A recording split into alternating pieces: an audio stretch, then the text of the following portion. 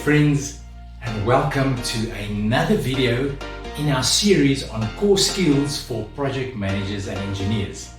And in this video, we're going to be discussing the topic of stakeholders and stakeholder management. And once again, we're going to approach this from the angle of our natural tendency, what it is, why it's important, and how do you do it. So when it comes to stakeholders and stakeholder management, our natural tendency is to shift the blame and to shift the responsibility. It is not my fault that the other party doesn't know what's going on, that he or she is not involved, or that there's a miscommunication or a misunderstanding. It's their responsibility. However, when it comes to stakeholder management, good leaders and good engineers know that they cannot shift the blame and that the onus rests on them.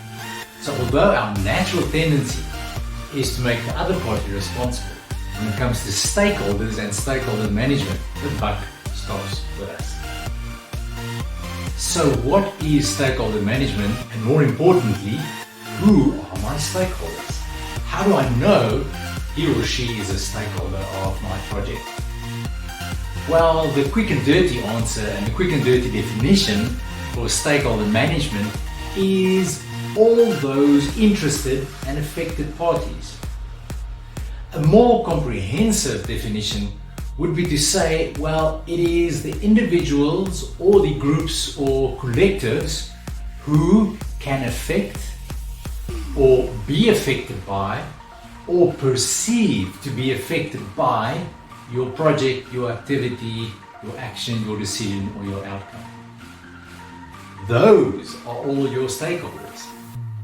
And stakeholder management is actually the proactive, very deliberate process of engaging those individuals or corporate groups to hear their needs, understand their expectations, and to proactively manage them. Stakeholder management is nothing more than actually taking the time to sit and spend time with your stakeholders. That is what stakeholder management is all about. So why is stakeholder management so important?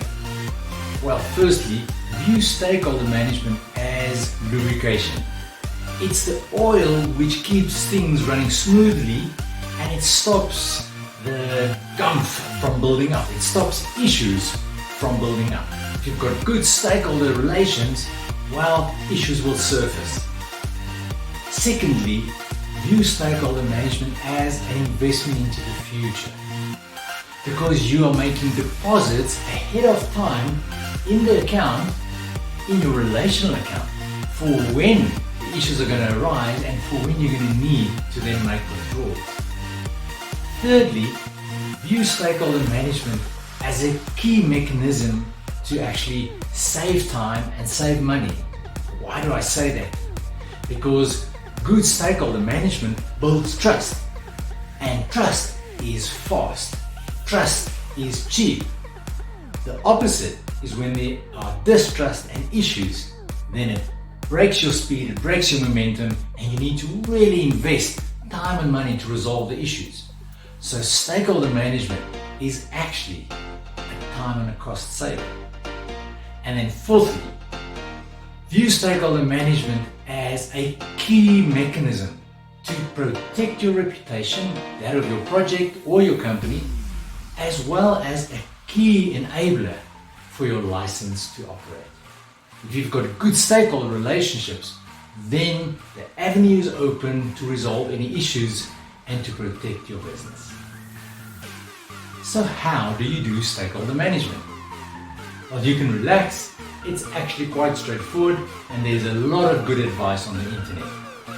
Everything, however, boils down to just four things. Firstly, you need to identify your stakeholders. Who are the interested and affected parties?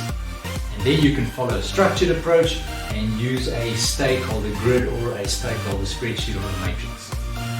Once you've identified them, the second thing which you need to do is you need to now analyze them. And a good tool to use is a power influence matrix. After you've analyzed them and you know now who are the stakeholders with the highest power and the highest influence, then thirdly, you will need to prioritize and plan. Chances are you will not have enough time or resources to manage all your stakeholders.